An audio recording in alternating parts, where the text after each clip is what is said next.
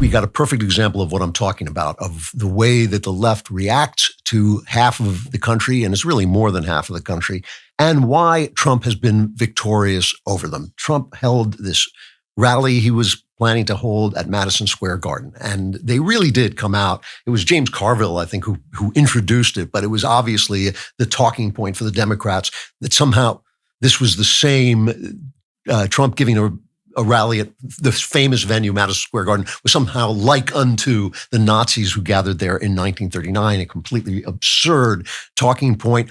But it was not just the press. Tim Walz picked it up. You said over the weekend, referring to it, there's a direct parallel to a big rally that happened in the mid-1930s at Madison Square Garden. Well, look, you were comparing that rally to a Nazi rally? Look, I'm comparing it to the hate that came out of this, and I think they confirmed that. You stand by that comparison, though, to a Nazi rally? Look, the rally, you saw it for yourself. I'll let the American public make the decision of what they saw. What about you, though? So I know what I saw, and I'll just leave it at that. All right. So the op-eds in major newspapers, the Washington Post, MSNBC interspersed pictures of the Nazi rally with the Trump rally. Unbelievable. That's what we expect from MSNBC, which is just NBC, right? It's the same station. But, the Washington Post had this stuff doing it. And of course, the New York Times unearthed John Kelly, former chief of staff, somehow comparing Trump to Hitler, which is also hilarious when you think about what Hitler actually did, start a war that wiped out 3 to 4% of the population of the earth and murdered millions of his own citizens. You compare what Trump did, which was like cut taxes and regulations. It's insane. But Kamala made her closing argument statement, a speech that was, I thought, one of her best speeches at a very, very crowded rally in Washington, D.C., in front of the White House, where in Washington, D.C., it's just all Kamala all the time. And she ran with this idea that Trump was basically a dictator, and anyone who votes for him is therefore following a dictator. This is cut 3. And those who came before us, the patriots at Normandy and Selma, Seneca Falls and Stonewall, on farmlands and factory floors, they did not struggle, sacrifice, and lay down their lives only to see us cede our fundamental freedoms. They didn't do that only to see us submit to the will of another petty tyrant.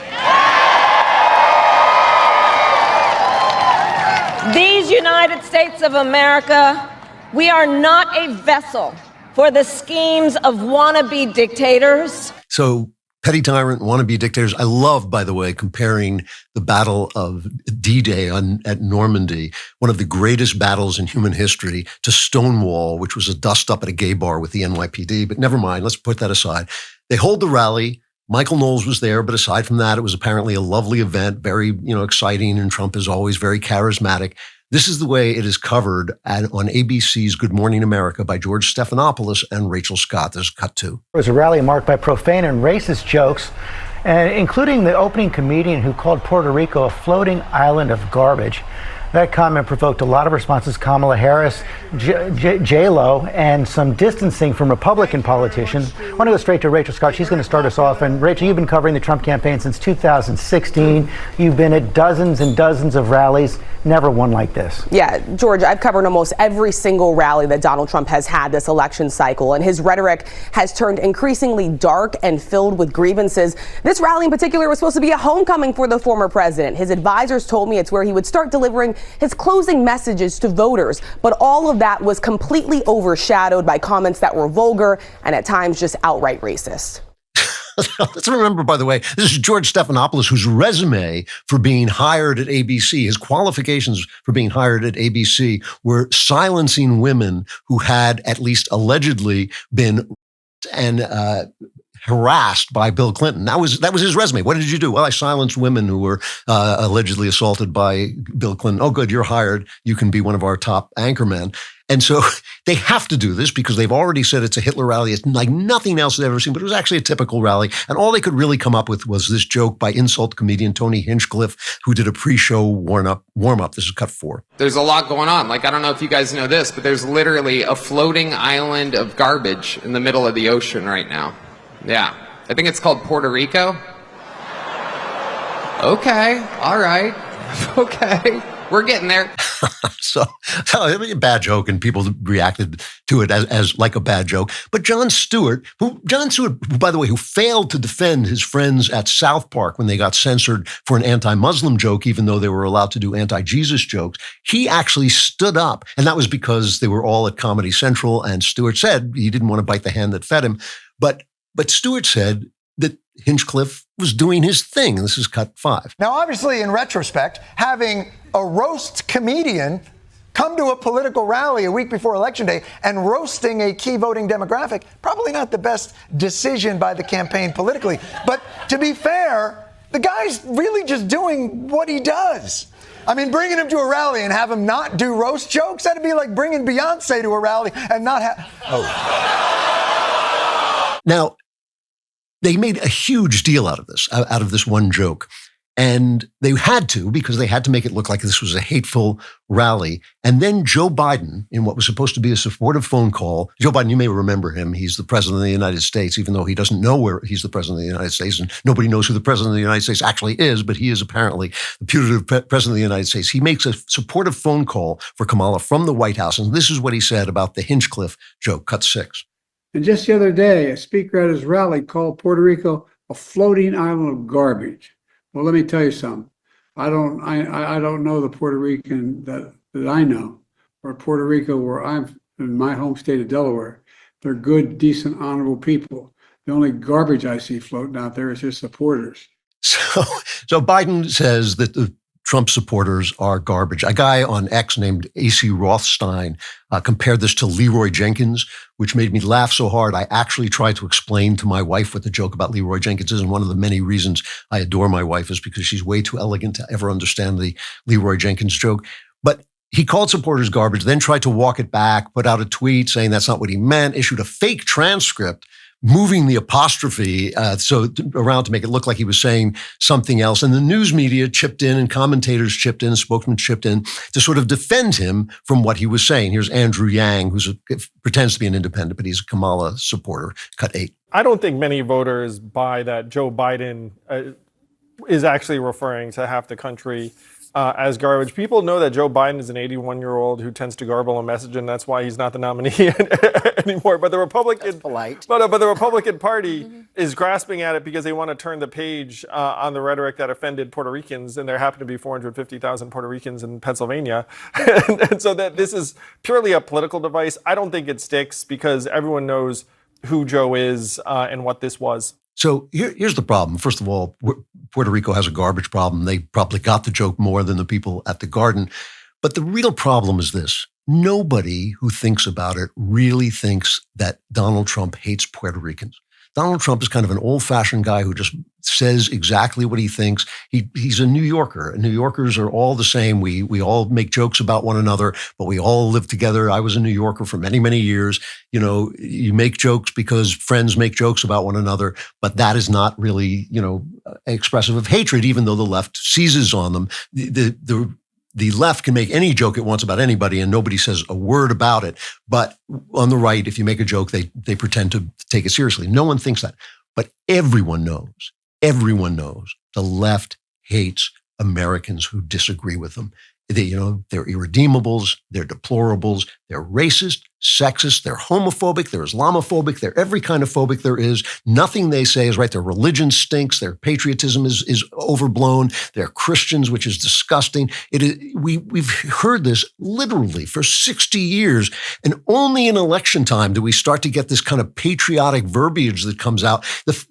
Just the fact that Obama, after he got elected, said, I'm going to fundamentally transform this country, and he's gone a long way toward trying to do it.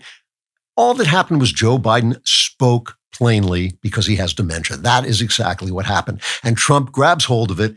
He's on a plane. His team gets him a garbage truck with a Trump sign on it. And the press is now, in great Trumpian fashion, he forces the press to cover him, and he drives up in this truck. This is cut 9. How do you like my garbage truck? This truck is in honor of Kamala and Joe Biden.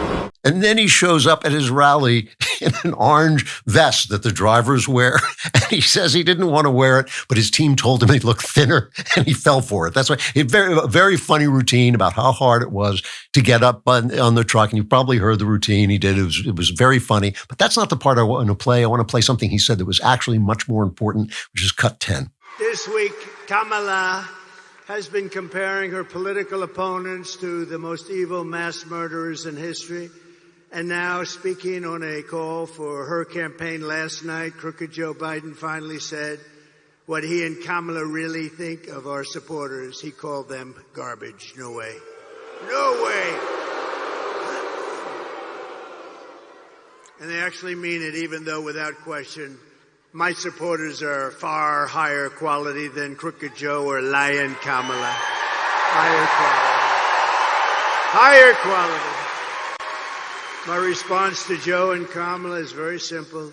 You can't lead America if you don't love Americans. That's true. Now, that line to me is incredibly resonant and should be resonant to the people I was talking about before, the Jonah Goldbergs and the David Frenches, who just hate Trump so much they have lost the plot of who this country is for and what it was built for.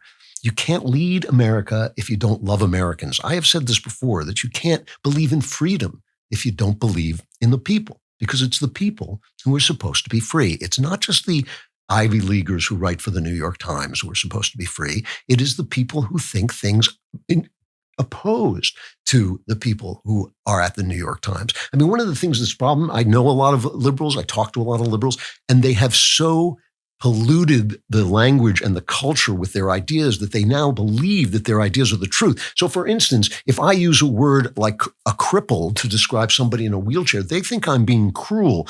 I don't believe that using words like disabled or upwardly mobilely, challenged, I don't believe that that's a kindness. I believe that being crippled is a painful thing and the word should sound like what it is. I'm not insulting anybody. Anybody, of course, can be crippled. But if being crippled wasn't bad, Jesus wouldn't have healed cripples, right? I mean, it's a worse thing. It's a painful thing. Life is filled with painful things and they don't go away because we call being something else, being special. It doesn't make it go away. And I think that it's lying. And so I don't believe in lying. I believe in speaking the truth. And I don't believe it's cruel to speak the truth if you speak it with love, which I believe we should also do. That's why Biden's gaffe stuck, because it's true. It reveals them. It's what they really think. It's why they lie about who they are. And only after they've won office do they say, we're going to fundamentally transform the freest, most powerful, most successful nation